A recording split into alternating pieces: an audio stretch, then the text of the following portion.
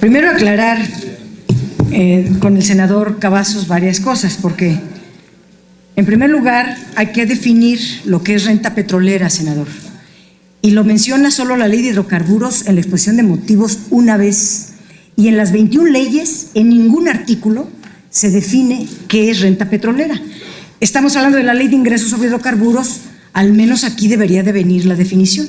Pero renta petrolera es lo que sabemos, pues es del total de las ventas menos los costos de producción. Pemex es una de las petroleras en el mundo que tiene menores costos de producción, no más allá de 7, ha subido recientemente a 10, y por eso la renta petrolera de México es gigante comparada con otros países. Pero aquí el tema, usted decía, hay que maximizar la renta petrolera. Para maximizar la renta petrolera, la única manera que hay aquí en China, en el planeta Tierra, solamente hay una: la transformación de la renta petrolera en valor agregado, para que no solamente nos quedemos con lo que cuesta el crudo, sino vendamos a 146 y ganamos 90 y vendemos a 146, pues maximizamos la renta petrolera. Pero lo que queremos en estas leyes es lo que usted dijo, que no se eleven los costos, que no inflen los costos. La única manera en que las petroleras privadas no inflen los costos es poniéndolo en la ley, senador. Entonces yo le propongo que lo que usted dijo se ponga en la ley, porque la ley, por más que les decimos, no lo quieren poner. Y me explico. El valor contractual de los hidrocarburos está definido en la Ley de Ingresos de los Hidrocarburos, volumen por precio. Y el valor contractual menos los costos da la renta petrolera. Pero si no se define cuánta renta petrolera le toca al Estado y cuánta renta petrolera le toca al privado, si no se establece el límite, no va a poder hacerse lo que usted dice. Y no es poca cosa. Estamos recibiendo de renta petrolera 1.3 billones de pesos, y ahora con la comercializadora del Estado, que son manos privadas también, y usted decía no es cierto. Sí, porque en el transitorio dice que Pemex estará transitoriamente nada más hasta el 2017. Como bien decía Isidro, 76 años ha comercializado bien Pemex. ¿Por qué lo quieren cambiar? Porque quieren privatizar todo, hasta la comercialización. A partir del 2017 se pondrá a licitación una comercializadora. Pero entonces yo le propongo que aquí lo que está en el fondo es que el contratista no pueda llevarse más allá de los costos reales. Si Pemex tiene un costo de $7, ¿por qué las privadas lo van a tener en $60? Sería incongruente. Entonces la ley debe de especificar que la petrolera privada no pueda llevarse más allá de un 10%, a lo más un 20%, y eso si transfieren la tecnología de la renta petrolera. Pero de quedar claramente especificado que el Estado se quedará con la mayor parte, eso debe de estar en la ley. No está en la Ley de Ingresos sobre Hidrocarburos, senador. Y ojalá cuando yo proponga esto, usted, su partido, se sumen. El gran negocio de las petroleras, de la Shell, de la Chevron, cualquiera de esas petroleras, es venir a sacar el petróleo de México, que cuesta $10, venderlo en 100, que es el precio internacional, y quedarse con 90. Ese es a lo que vienen.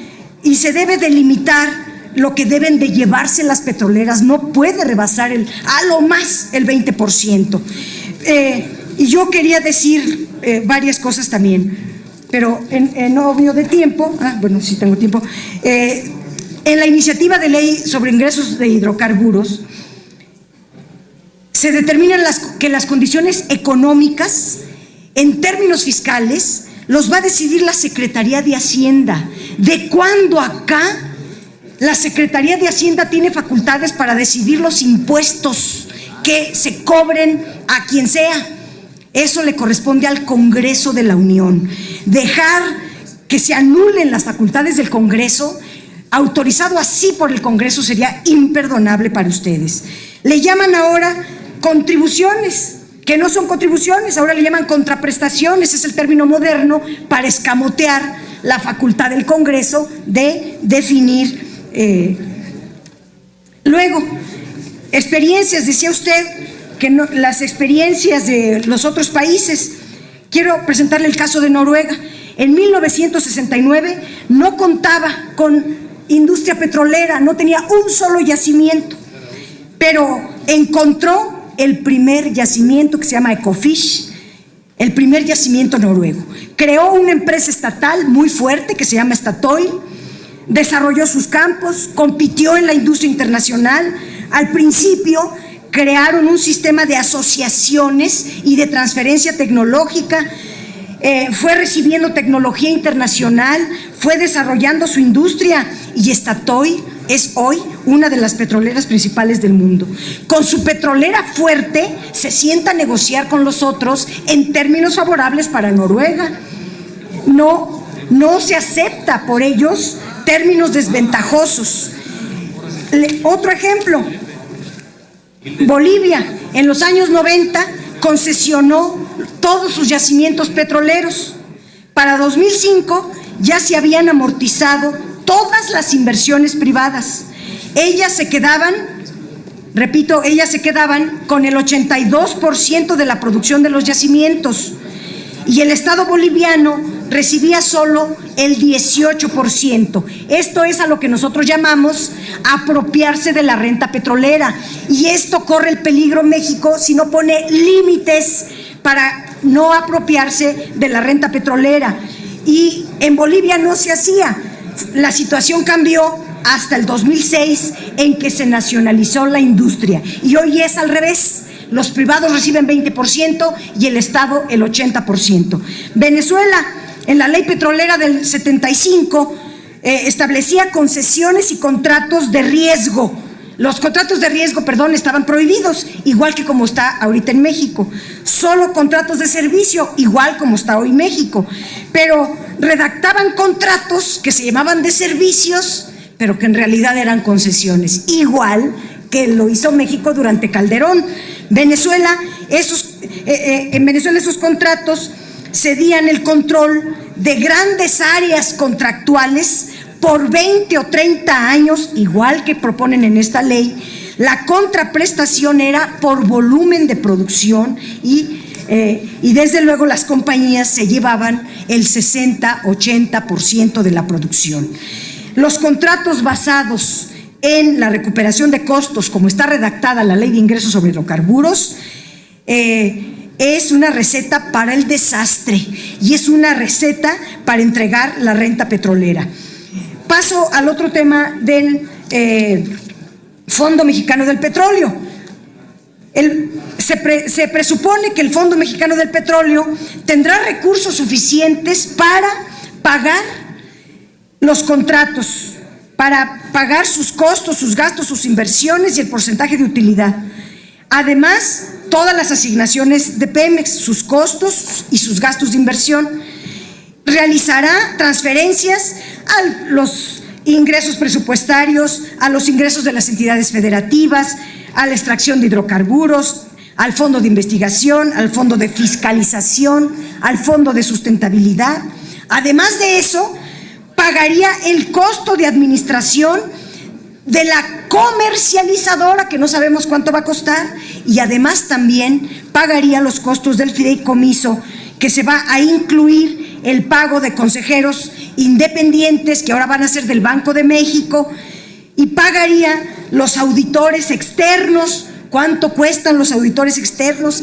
Además, va a enterar a la tesorería de la Federación el 4.7%, yo lo decía, 785 mil millones de pesos a valor actual, y construiría una reserva de largo plazo con activos financieros del 3% del Producto Interno Bruto, y puede aumentar al 10%, y cuando aumente al 10% la reserva, por fin van a tener los intereses, van a entrar a la tesorería de la Federación, entre muchas otras fantasías que se plantean aquí. Pero ¿cómo podemos sí lograrlo? ¿Cómo sí se puede hacer que lo que está planteado en la ley del Fondo Mexicano del Petróleo se pueda hacer? Pues con otro régimen fiscal, porque con el régimen actual no queda nada y no se podría hacer esto.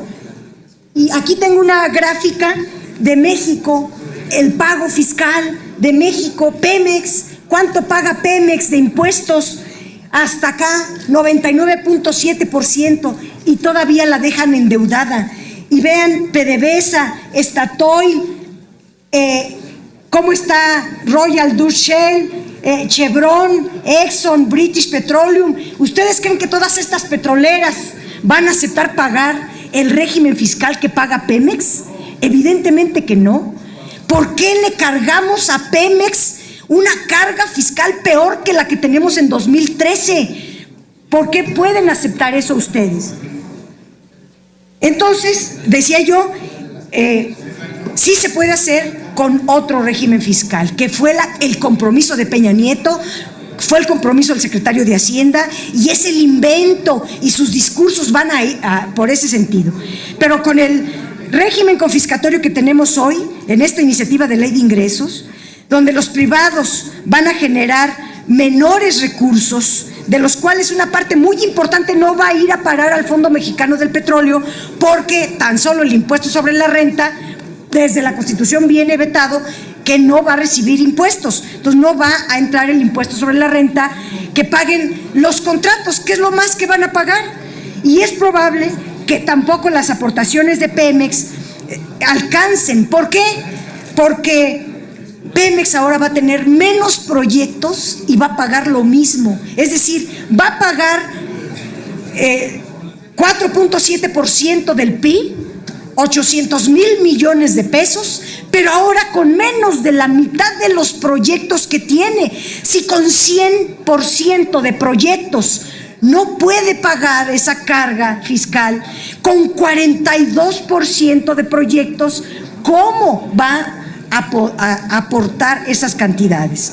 Los contratos ni por asomo van a aportar a recursos que hoy día aporta Pemex. Y usted decía, pero es que Pemex puede migrar.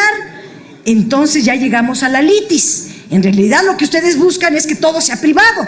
Las asignaciones deberían de ser más, deberían no ser extemporáneas, deberían de incrementarse y de estar prohibido que una asignación pase a contrato para que de verdad permanezca la entidad pública, porque si no todo se vuelve privado.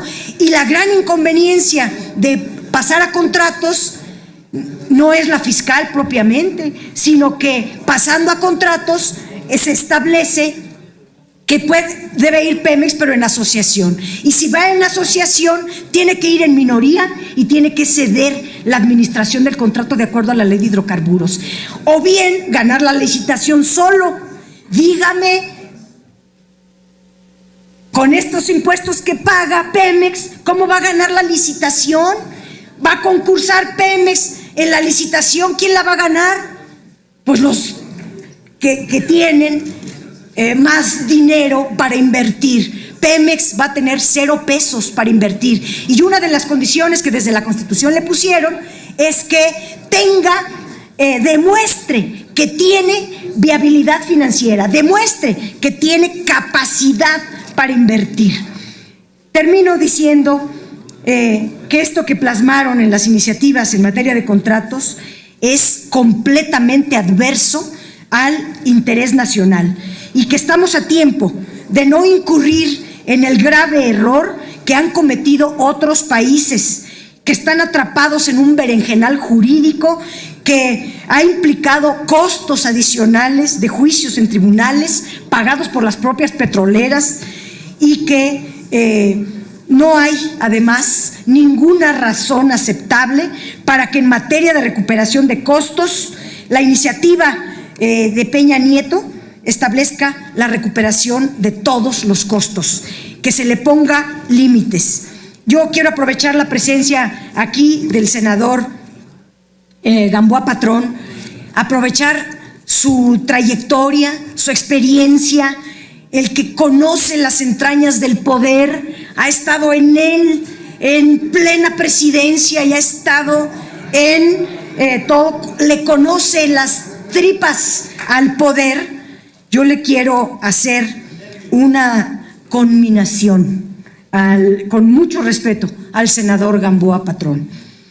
Por responsabilidad con el país, en aras del interés nacional, establezcan en la ley de ingresos sobre hidrocarburos que las petroleras privadas no puedan llevarse más allá, que los costos de las petroleras no puedan ser mayores a lo que hoy tiene Pemex, pero si quieren denle el doble, 20, pero tienen que ponerle un límite. No hacerlo así, senador, y no, el PAN no va a querer, pero si lo hacemos el PRI y el PRD, de ponerle este porcentaje a los costos de las petroleras para que no puedan inflar los costos y México realmente pueda aprovechar la mayor cantidad de su renta petrolera, eso sería realmente prudente, eso es responsabilidad pública, eso sí sería aceptable.